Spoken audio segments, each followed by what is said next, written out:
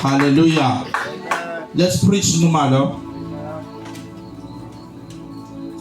Let us minister. We are continuing Bazalone with the Nehemiah series. Take it down a little bit, son. Amen. Just a little bit. Take it down a little bit. Amen. Just into the Hallelujah. Hallelujah. I accent that. Hallelujah. Hallelujah. I want us to continue last in the corner. Hallelujah. Amen. Amen. God bless you. All right. All right, we are continuing with the Nehemiah series. Amen. We looked at a few points about Nehemiah. Amen. We said that Nehemiah believed in prayer and fasting. We said that Nehemiah was not selfish. We said that Nehemiah prospered in slavery. And we also said that Nehemiah had a burden from the Lord. And we also said that Nehemiah was a builder. So on Sunday we've been looking at the subject of building. The importance of building. And we counted 5 things that Nehemiah did. Hallelujah. Amen. We said that Nehemiah left his comfort zone. Hallelujah. Number 1, to build something that would last for generations. Number 2, to build something that would uplift a nation. Number 3, to build something that would set the captives free. Number 4, to build something that would restore the worship of Yahweh. Number 5, to build something that would remove shame. The shame of his people. And we said that it's important that when you build, you must build something of quality. Hallelujah. Hallelujah. Something that will last for generations. If, for an example, you are building a business, your business must be the type of business that will end up employing other people, that will uplift the nation. Amen. Amen. So you as a builder, come on, say after me, say, I am a builder. Amen. You as a builder must leave something on the earth. Glory to God. Something that is going to last and help others when you are long gone. Don't build a selfish structure. Amen. Amen. Hallelujah. Hallelujah. So then we looked at why must we build. Brethren, we are studying the book of Nehemiah. So you must study the book of Nehemiah at home. Amen. Alright, so we said on Sunday that building is a sign of permanence.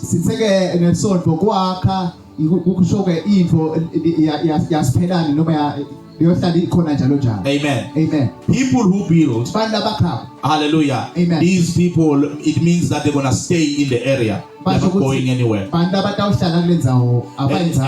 we said that you can't build a church with people that are renting.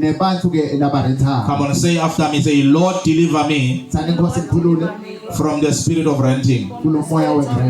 Give me land. Give me property.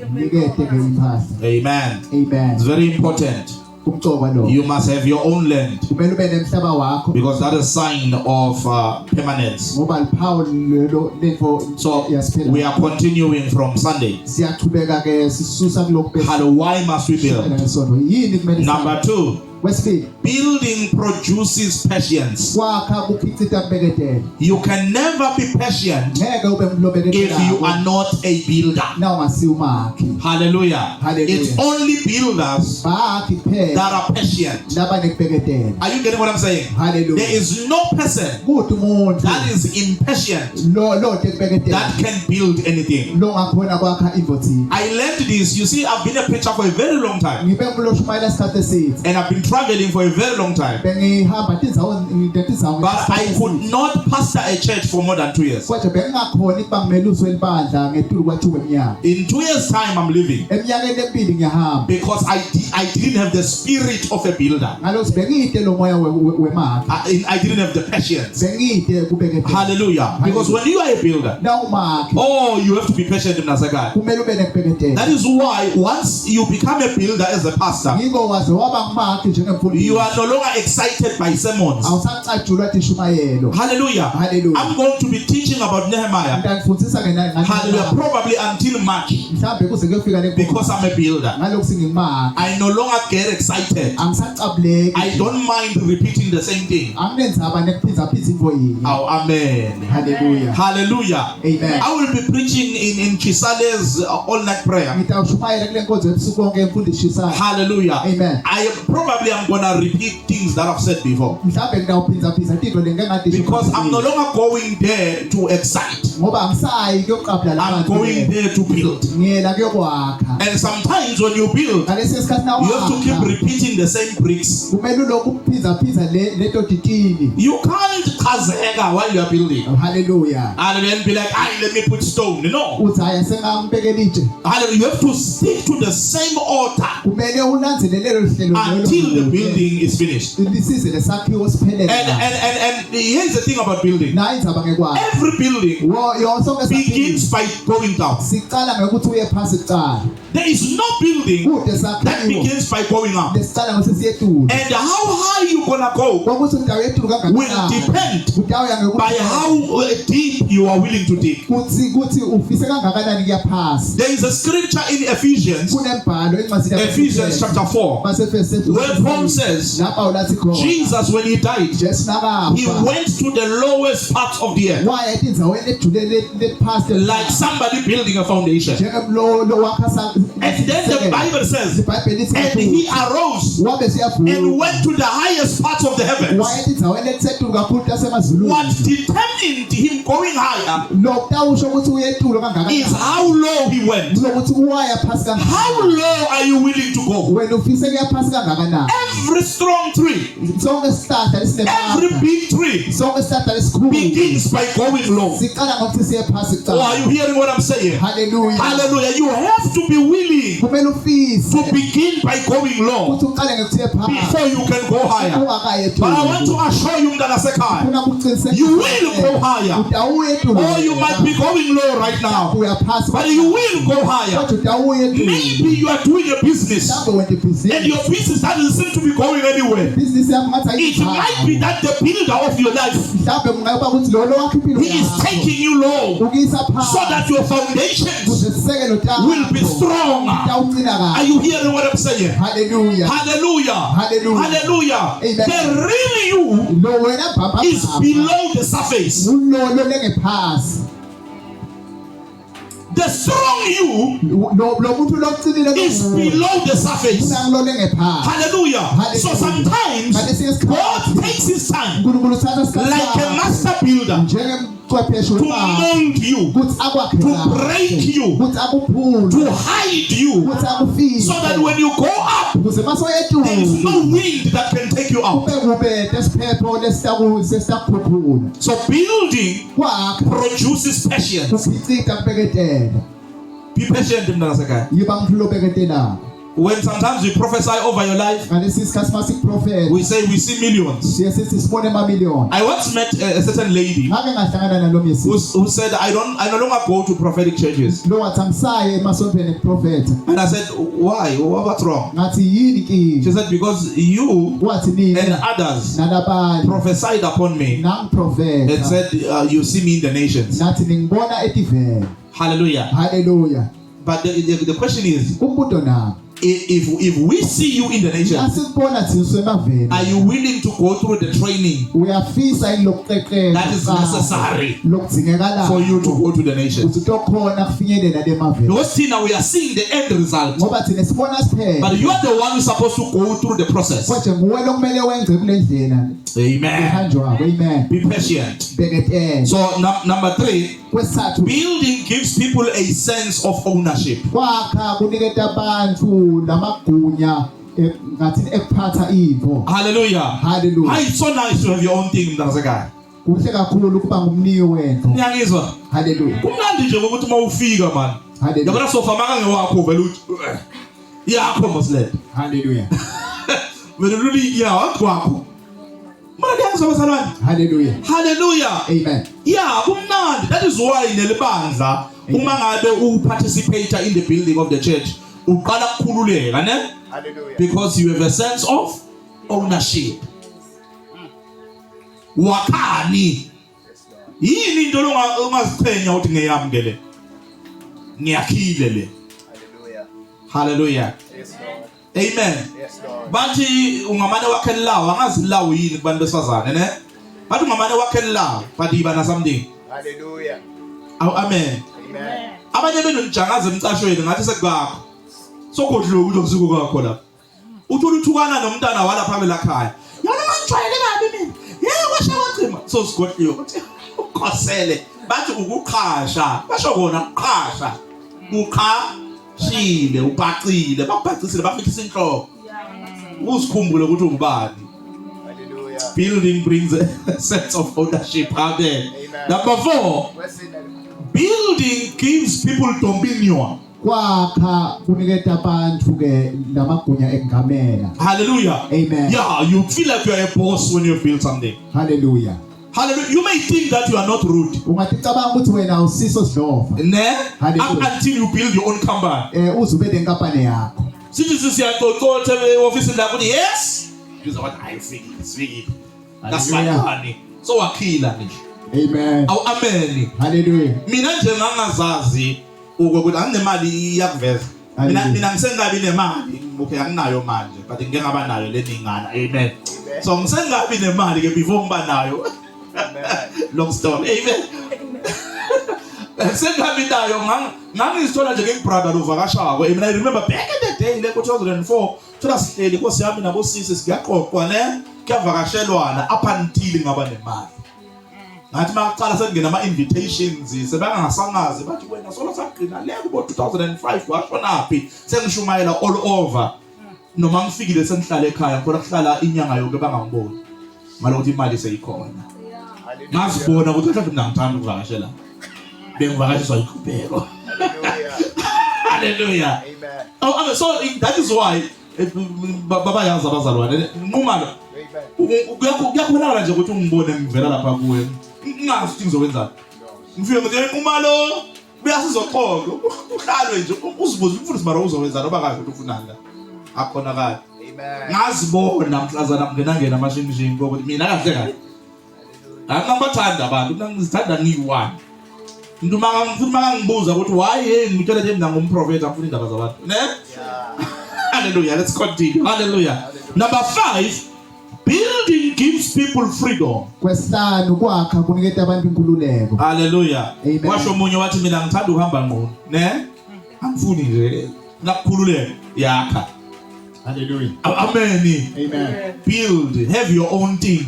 Hallelujah. Then you can have the freedom to do your own things. Ibane kwakho konto khona kutendela tizinto ofuna. You can't tell people when they are doing their things, I I don't do that. Mara akusimzo wakho lo. Hallelujah. Now you understand? Amen. Hallelujah. Yes, Lord. Amen. So building gives you freedom. Kwakha kuniketa ke inkululeko. I want you to be empowered, bazalwane, Ngifuna lokusukuzomseka. to start building businesses. Kusikhona ukutakhela ibhizinisi yakho. Even if you can start by selling tindlubu, that's fine. Noma ungaqala ngekuthengisa tindlubu kukahle. Selling tomatoes, that's fine. Thengise botamatisi. What are you doing? Whether You are building your own wealth wakha ingcebo yakho. so that you can have your own freedom. Kuzotoba nenkululeko yakho. Ngikhuluma ngimzala bazalwane. Hallelujah. Into nganothi zomnyama amantombazana labandleni you know something amantombazana alaswati. Amen. Hallelujah. Nginothisa mina ukuthi yazaba ukuthi abafebi la. bafebiswa ukuthi abanayo into yabo. Kunabanye bosisi nje bathembekile kahle kahle. Amen. Mara impilo ngitshela iqiniso because bakhona baye bomake umthola athi siyejoza niboganga ne gangiswa yini imali ayikho. Ngani wakha iwealth yakho ucala ukukhulu ithi ngitshela something uyazi ukuthi kunabanye benu kahle kahle deep down in your heart you know ukuthi umshado awufuni. Yeah, you know ukuthi mina makuyindoda anginandaba mina nendoda. Mara uzobona sokukotiza lapha hayi ukuthi uyafuna. Hello. Amen. Ngikabuza lo mnyuma mama ukwahlukana nendoda yakhe so wabuyela ngathi hawu so wabuyela mkhozi ne. Ngani mangimbuza ukuthi wabuyelelana wathi ihlupheka. Wathi hayi no impilo ngivithizile ngayo yangigijima. Hallelujah. Yangaseni hayi lo muntu ukuthi uyafuna. Abanye bethu sigcina sesivuma iabuse. Ngenxa yokuthi asikakhululeka asinayo inkululeko. But may you receive freedom. Hallelujah. May you receive freedom. Hallelujah. Inkinga yase South Africa ukuthi Babu Mandela wabanikeza ifreedom yepolitiki. Ongabanikeza ifreedom yokuthi babe nomhlaba wabo, babe nemali yabo. Baqhubeka abantu abamhlophe ba-owna izinto bona basala banganalutho. Oh hallelujah. So noma ngathiwa sikhululekile ngokuthi siyakhona ngene ama toilet afana uyongisiza kanini nalo. Ungamane uyithathe lo toilet marumba imali. True freedom. Hallelujah. Ngitshelile ngathi 2026 sibheke ukuthi nikhululeke mbamba abazalwane. Amen. Ufika ukhalela inyembezi make emdlovu bathi yiwa uyakhala uhluphekile kanlutho. Mawuphuma ngaphandle uthi ching ne? Hallelujah. Amen. Marukhale la. Singasakhaliswa inhlupheko bantwana basekhaya. Sikhaliswe ukuthi izibusiso ziningi kakhulu. Bamangale ukuthi abantu bahlala sihlabela athi bawala phela. Asiningi na. Kanti kuyachichima. Hallelujah. Aw amen. Uthi balaphela uzukhala. Freedom.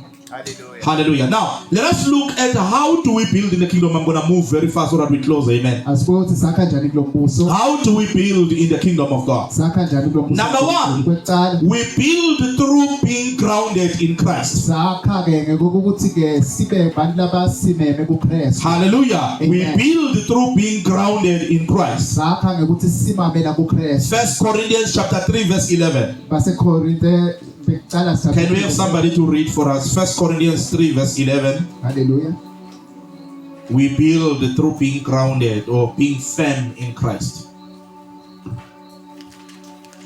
If you are grounded in Christ, then you are a builder. Or you are built. Amen. Amen. Read for us verse 11 only. Somebody. Ngobe kude lomunye longabuye abeke lesinye sisekelo ngaphandle kwaleso lesibekiwe lesingu Jesu Kristu. The day you received Jesus as your Lord and Savior, you added structure in your life. Any person that received Christ is smart. Because the moment you receive Christ, you are receiving the foundation for the structure which is your life. So we build by being grounded in Christ. If you are not grounded in Christ, then your structure is very weak. The first step you must take is to fix your relationship with Christ. I told you before that an altar, it is the relationship that you have with Christ. That relationship serves as an altar on the earth. As long as that relationship is powerful, then you are powerful. As long as that relationship is full of fire, then there is no witch that can touch you. Your job as a believer is to fix that relationship, is to make sure that your relationship with Jesus is very strong. Number two, we build through obedience. We build through obeying the word. To save time, just write the scripture down. Matthew 7 from verse 24 to 27. Hallelujah. Hallelujah. Jesus says, hallelujah. Any person that hears the words that I speak and do them. Hallelujah. It says this person is like a wise man that built on the rock. He says the wind came, the rain came, and the floods came. Glory to God. And it hit that house, but the house did not fall because it was founded on the rock. So when you study the word of God and when you do the word of God, you are adding a strong structure to your life. Nothing will defeat you. Are you getting what I'm saying? You are a better builder than somebody who builds a house. You are a better builder than somebody who builds a business. If you take the word of God into your system, if you live by the word of God, your life has structure and you are bound to prosper because the word of God carries the seeds of prosperity. If you are full of the word, you are bound to make it. You cannot fail when you are full of the word. Situations may come, problems may come, witches may bewitch you, people may speak against you, but if you are full of the word of God, you are bound to come out victorious. How can I decree and declare over your life? You will come out victorious from whatever you are going through because you are a builder. You are a wise builder. Number 3. Hallelujah. We build through the quality of doctrine. Hallelujah. 1 Corinthians chapter 3. You're going to read from verse 12 to verse 15. The Bible tells us that there is something called the day of fire. Let us say the day of fire. Hallelujah. The day of fire, it is a time in your life which comes to test the quality of the structure. It comes in your life to test the word that you are built on. Hallelujah. The Bible says some they build through gold, others build through silver, others they build through wood, others build through clay, and others through hay, through grass. Hallelujah. Amen. Glory to God. Hallelujah. And the Bible says when the fire comes, it comes to test the quality. How have you been built? That is why some of you quit. Some of you go back to sin. Glory to God. Because when the problems come, they test the quality. Oh, what I'm talking about noma kwehlela noma kwenyuka. Hallelujah. Oh, kune quality awuniyangizwa amakholo. Kunalento engakhiwa ngayo. Noma indoda yami yangishaya yangishiya yangiyeka kunankinga. Hallelujah. Noma abantwana bangihloniphi noma izinto ziyabheka. Angiyekeli, the joy of the Lord is my strength. Angiyekeli ukumkhonza uNkulunkulu noma kuvuka ziphi izimo. Why? Because lo muntu wakheke kahle. Hallelujah. So ibona quality kulo December. Hallelujah. Abanye beli quality yenu sizoyibona ema video nazo ze South Africa nje. Bazoba post quality. Ihamba so. Amen. Hallelujah. Hallelujah. Amen. Equality. Amen. Hallelujah. Wakheke njani? Yes, Lord. That is why singanikhulisi as a prophet. That is why singanikhulisi ngokuthi nithomo emnandi but asenikhulisi ngayo. Yeah. You understand? That is why singakho ngamthandazo. Ngakho senikhulisa ngama teachings. Amen. Hallelujah. I can preach kube mnandi ni wave izandla, understand? But I slow down and teach. Why? Ngifuna ukuthi kube ne quality. So that makuvuka izimo so uwedwa usejozi abangasekho abazalwane. Semakhona bangakubona. You understand? Bese kuvuka lento yasekhaya lo wakhiwa ngayo. Ngoba abazalwane lento mayifika makufika lezimo azifika abazalwane bakhona ngoba lezimo zifikela kuzochecka ukuthi ngabe lento wakhiwe ngayo yiyo na. Yeah. No check the quality of the material. Hallelujah. thina abafundisi siyowahlulelwa kanjalo. uNkulunkulu usahlulela ngokuthi abazalwane bethu ababheke ukuthi ngabe mabadlule intweni banqoba yini. It means ukuthi kune quality. Amen. Hallelujah. Yes. Number 4. We build through wisdom and understanding. Hallelujah. Amen. Proverbs chapter 9 verse 1. Hallelujah. It tells us that wisdom builds. Wisdom lays the foundation. Proverbs 14 verse 1. It says a wise woman builds a house, but a foolish woman destroys it.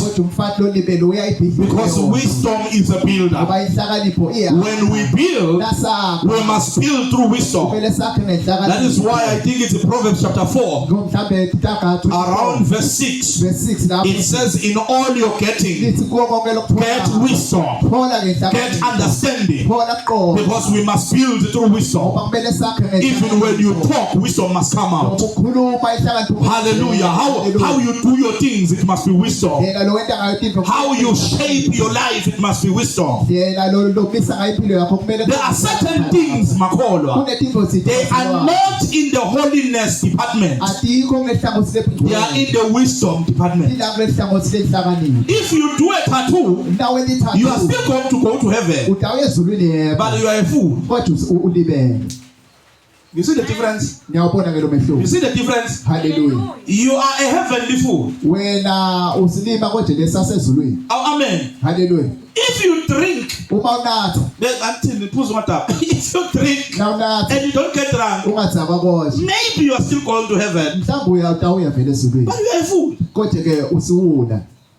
Hello. Hallelujah. Hello. Amen. So some things are more than just sins. They are foolishness. Yeah, you can't be dating a guy in front of your children. That's foolishness. Hallelujah. Hello? Amen. Are you hearing what I'm saying? Amen. Yeah, you can't be changing guys, bringing guys to your children. Malume, another Malume is coming. What are you thinking? Hallelujah. Amen. Touch your neighbor, say, neighbor, stop this foolishness. Some of you are angry. Oh, hallelujah! Hallelujah. We build through wisdom and understanding. Glory to God. Hallelujah. Hallelujah. So because when I saw hallelujah. We are paying not to go kanjani ngoba sigqoka ngewi storm. Amana ngiyazokuzalwana. Hallelujah. Lapho kusho ukuthi sisenyameni. Siyabona ngisho lento uyifakile ifakwe nguwe.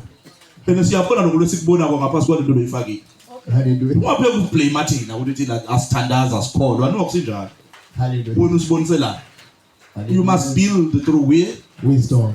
Ngeke nje nguma lo ngiyazi ukuthi ngana nguma lo kunalutho ne. Ukuthi ngeke nje nguma lo ufake imbintsha ne. Cabanga mdala kangakanani nguma lo sekafika lapha phambili. Hallelujah bazalwane. Hallelujah. Ngibona sibunywa asanguma lo hayibo. Ko kanje kahle qoka your age. We build sakha through what bazalwane? Wisdom. Hallelujah. We build through wisdom. Bakubone even ngendlela ogqoka ngayo ukuthi uhlakaniphile umake lo. Nendlela ophendula ngayo ukuthi unjani? Babone even nabantwana bakho ukuthi bantwana bamake lo hlaka niphile. Ungathola abantwana bakho baphuma amafinyila, bagwela amadaka. Uyabona ukuthi lapha ke bantwana besula laba, ne? Akubonakala nje ukuthi thola amatishela wabo abathanda ufuna kungathi ngadlala nako, ne? Because okay, asiyeke lo benzo zenenkwatele. Amen. But ngiyazi ukuthi iyavakala. Amen. Let's move on to the next point. Masinyane nje bazalwane I'll be done manje. Amen. Amen. Number 5. We build through vision. Hallelujah. Amen. In Exodus 25, God keeps saying to Moses, you must build the tabernacle according to what you have seen on the mountain. Yeah, that's Exodus chapter 25 verse 9. Amen. Hallelujah. He says build according to the vision, according to what you have seen. What is it that you see?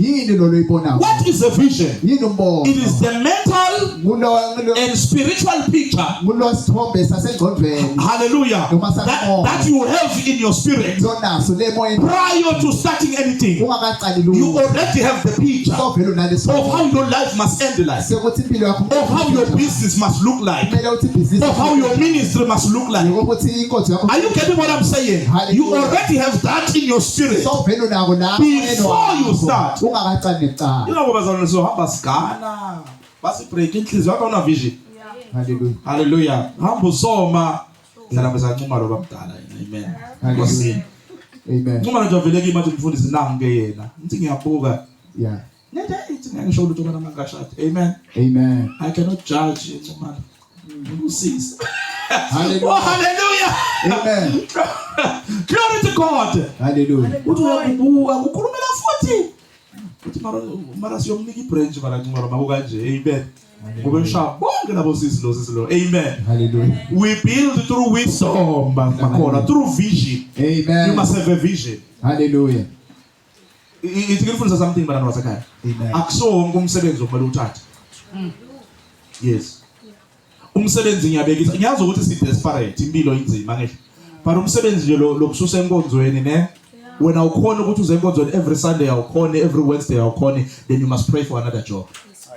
You understand? We build through vision. Don't you have a vision? Amen.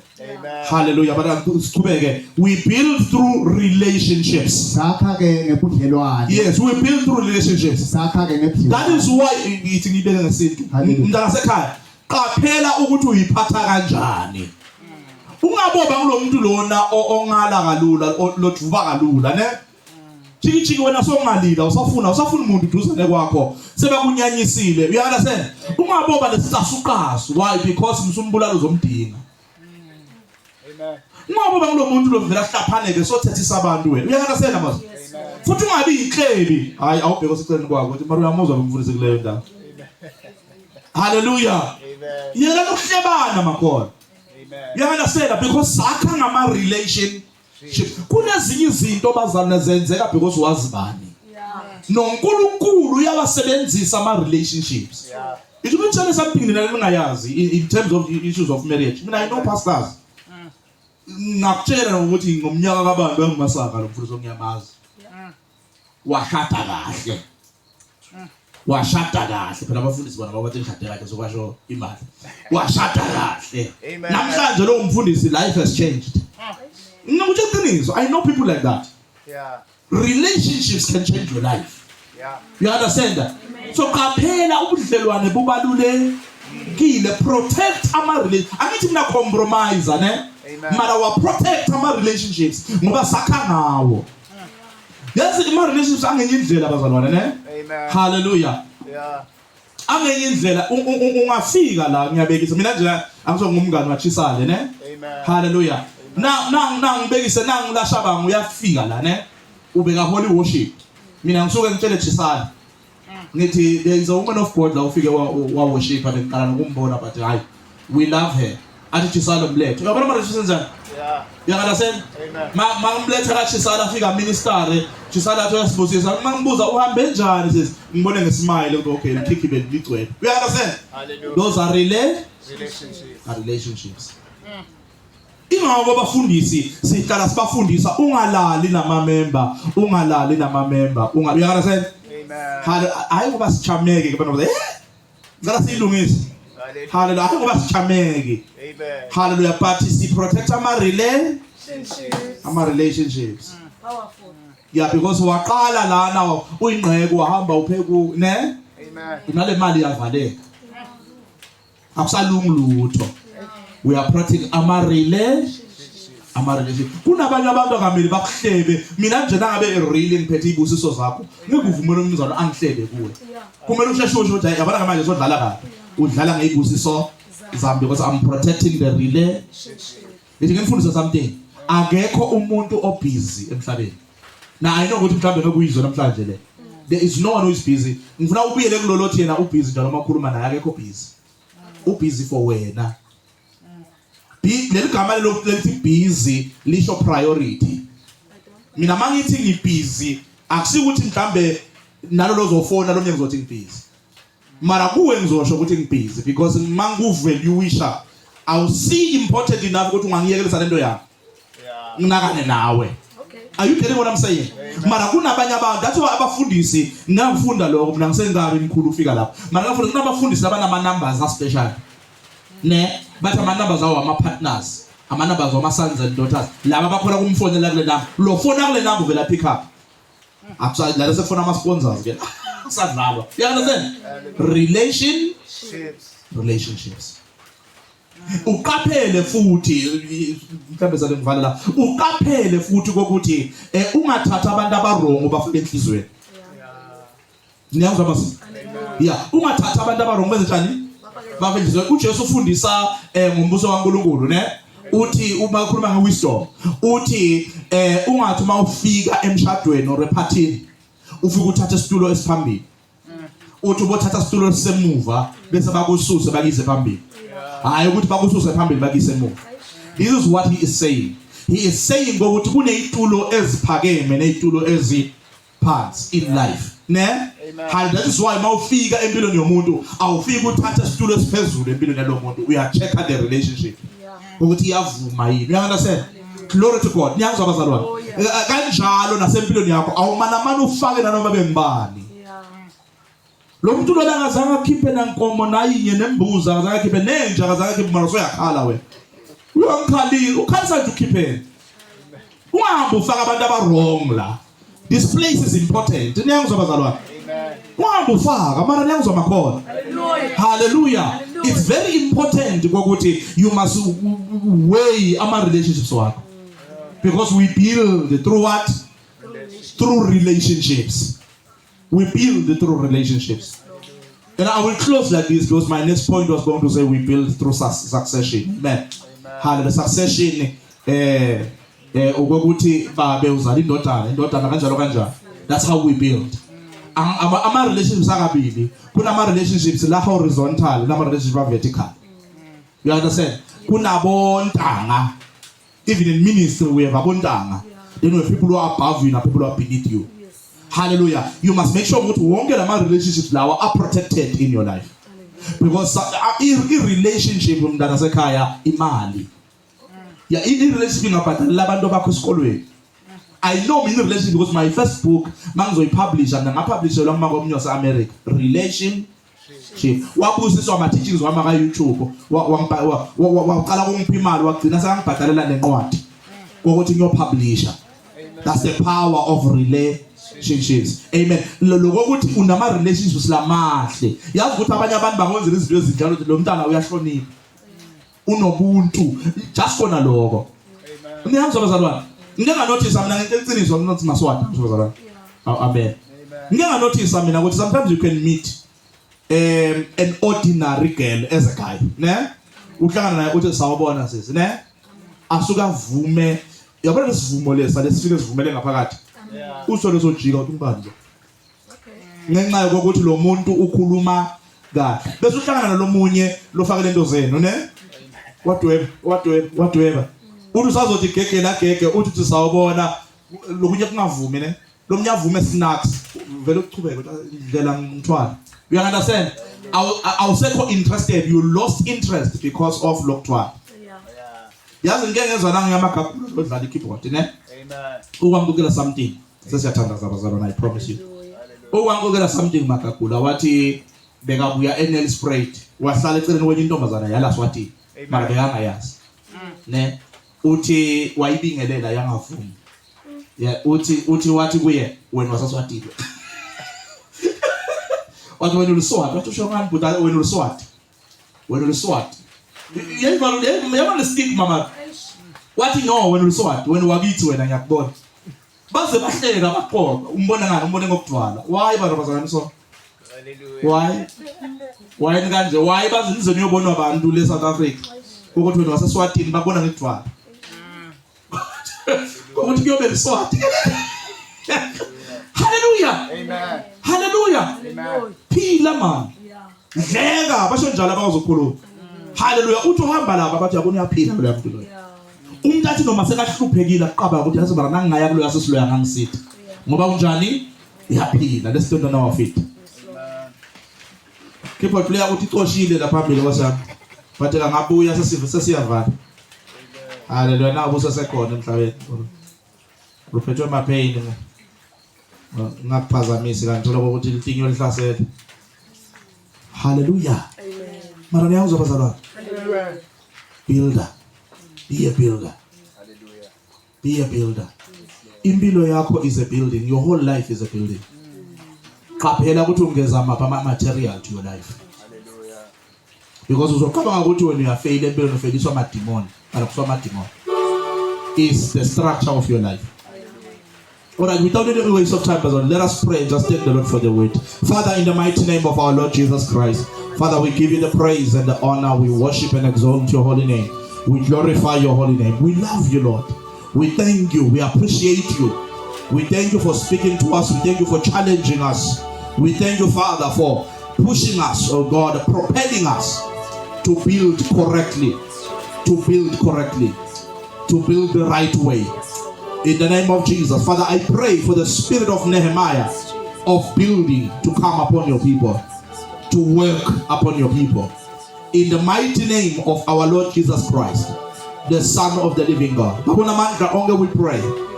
In the mighty name of Jesus Christ, to raise builders, oh God, from builders of houses to builders of businesses, to builders of relationships, to builders of